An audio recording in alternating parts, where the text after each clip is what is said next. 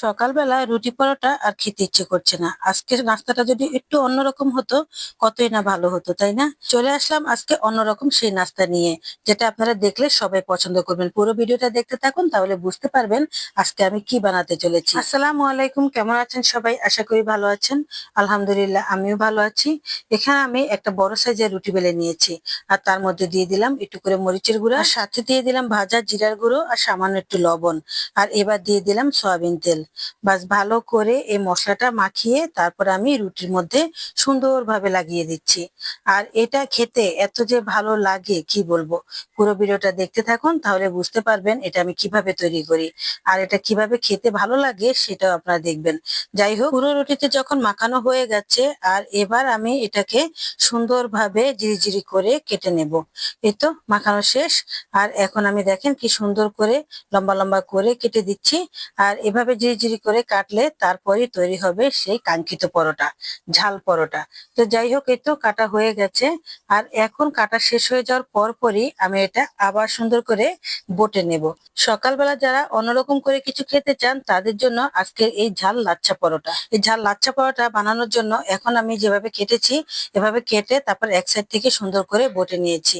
আর তারপর আমি সুন্দর করে গোল করে আবার একটা গোল শেপ দিয়ে নিলাম। আর এখন আমি আবার একটু বেলে নেব। সামান্য একটু আটা দিয়েছি, বেশি দেওয়া যাবে না, বেশি দিলে লেয়ার গুলো বন্ধ হয়ে যাবে। এই তো কি সুন্দরভাবে বেলে নিয়েছি, দেখেন কত সুন্দর লেয়ার পড়েছে। একদমই লাচ্ছা পরোটা হয়ে গেছে। এটা হচ্ছে ঝাল লাচ্ছা পরোটা। ঝাল লাচ্ছা পরোটা খেতে খুবই মজা হয়। আর এটা বানানো কিন্তু অনেক সোজা, বেশি পাতলা করতে হবে না, একটু মোটা থাকলেই ভালো, কারণ এই লাচ্ছা পরোটা গুলো একটু মোটা মোটা খেতে খুবই ভালো লাগে।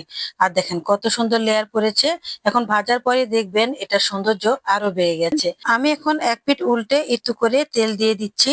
আর এভাবে তেল দিতে দিতে কি সুন্দর পরোটা হয়ে যাচ্ছে দেখেন। অল্প একটু তেলেই কিন্তু খুব সুন্দরভাবে ভাজা হয়ে যায়, বেশি একটা তেলের প্রয়োজন হয় না। আর এই পরোটাটা খেতে খুব ভালো লাগে। সকাল সকাল যদি আপনি এরকম একটা পরোটা বানিয়ে এক কাপ চা নিয়ে বসেন, দেখবেন কখন যে আপনার পরোটা শেষ হয়ে যাবে বলতেও পারবেন না। এতটাই মজা হয় খেতে, একটা খেয়ে তারপর আবার আরেকটা খেতে ইচ্ছে করবে। বাসায় যখন রুটি পরোটা দিয়ে খাওয়ার মতো কোনো কিছুই থাকে না, তখন কিন্তু এই ঝাল লাচ্ছা পরোটাটা বানিয়ে নিতে পারেন। আর এটা খেতে কিন্তু তখন অনেক মজা হয়। এই তো আমি এখন ভালো করে ভেজে নিচ্ছি, দেখেন ভাজার পরও কত সুন্দর লেয়ার আছে।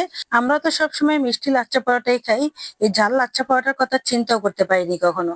কিন্তু একবার যখন বানিয়ে খেয়ে দেখলাম অনেক মজা। এখন থেকে বেশিরভাগই ঝাল লাচ্ছা পরোটাই বানানো হয়, কারণ খেতে এতটাই মজা হয় যে এটার স্বাদ ভুলতেই পারি না। তো যাই হোক, এই তো ভাজা হয়ে গেছে। আর এখন আমি তুলে নেব, দেখেন কত সুন্দর হয়েছে। মাশাআল্লাহ, এই লাচ্ছা পরোটাটা কিন্তু ফুলবে না, কিন্তু অনেক মুচমুচে হবে, খেতেও ভালো লাগবে। এই তো তুলে নিচ্ছি। আর এখন আমি কি করব জানেন? এখন একদম দোকানের মতো করব। এই তো দোকানের মতো করে তারপর আপনাদেরকে দেখাবো কতটা লেয়ার লেয়ার হয়েছে। তো এই তো দেখিয়ে দিচ্ছি, দেখেন কত সুন্দর হয়েছে। সবগুলো ভেজে নিয়েছি। আজকে সকালবেলা আমাদের এটাই নাস্তা। আর এটা কিভাবে খেতে হয় সেটা এখন দেখিয়ে দেব। কোনো রকম কোনো কাটাকাটির ঝামেলা নেই, কোনো ভেজাল নেই, শুধু একটা ডো তৈরি করবেন আর এইভাবে লাচ্ছা পরোটাটা বানিয়ে নেবেন। আর একটু মরিচের গুঁড়া হলেই হবে। আর এটা আমি এখন দোকানের মতো এগুলোকে চারপাশ থেকে একদম মানে চাপা দিচ্ছি, এতে করে মুচমুচে হয়ে ভেঙে যাচ্ছে। আর কি সুন্দরভাবে লেয়ার গুলো আলগা আলগা হয়ে যাচ্ছে, দেখেছেন কত সুন্দর হয়েছে। এই তো লেয়ার গুলো আলগা হয়ে গেছে। আর এখন আমি এর উপরে সস মাখিয়ে দেব। এটা কিন্তু টমেটো সস দিয়ে খেতে খুবই ভালো লাগে। যেহেতু লাচ্ছা পরোটাটা একদমই ঝাল ঝাল, তাই টমেটো সসটা একটু মিষ্টি মিষ্টি হয়। তখন এই ঝাল আর মিষ্টির একটা মিলে অনেক মজা হয় খাইতে, অনেক ভাল লাগে। তো একবার খেয়ে দেখুন, এভাবে দেখবেন অনেক মজা পাবেন। এই তো টমেটো সস নিয়ে নিলাম, বাস পুরো পরোটাতে দিয়ে দিলাম। এখন একটু একটু করে ছিঁড়ে ছিঁড়ে খাবো, আর খেতে যে কি ভালো লাগছে কি বলবো, আসলে এক কথায় অসাধারণ। আমি যখন ভিডিওটার ভয়েস দিচ্ছিলাম তখন মনে হচ্ছে যে আমি আবার একটু খাই, এতটাই মজা হয়েছে। আর দেখেছেন কত সুন্দর লেয়ার হয়ে গেছে। কিন্তু সাধারণভাবে বানালে এই স্বাদটা আপনি কখনোই পাবেন না। তো যাই হোক, আজকের এই ঝাল লাচ্ছা পরোটাটা কেমন হয়েছে অবশ্যই কমেন্ট করে বলবেন। সাথে একটা লাইক দিয়ে দিবেন, বেশি ভালো লাগলে শেয়ার করে রেখে দিবেন, তাহলে পরে বানিয়ে খেতে পারবেন। ভালো থাকবেন সবাই, আজ এই পর্যন্তই। আল্লাহ হাফেজ।